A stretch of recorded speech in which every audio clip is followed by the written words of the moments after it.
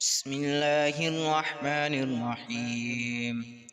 لم يكن الذين كفروا من أهل الكتاب والمشركين منفكين حتى تأتيهم البينة. رسول من الله يتلو صحفا مطهرة فيها كتب قيمة. وما تفرق الذين أوتوا الكتاب إلا من بعد ما جاءتهم البينة.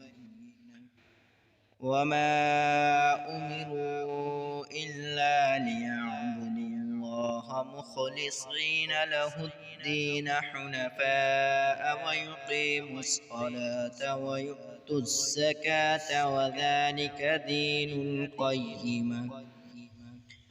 إن الذين كفروا من أهل الكتاب والمشركين في نار جهنم خالدين فيها أولئك هم شر البرية.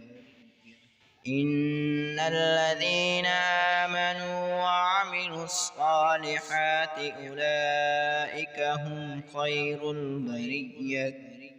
جزاؤهم عند ربهم جنات عدن تجري من تحتها الأنهار خالدين فيها أبدا.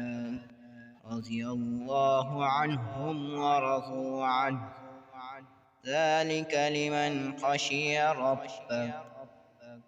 صدق الله العلي العظيم.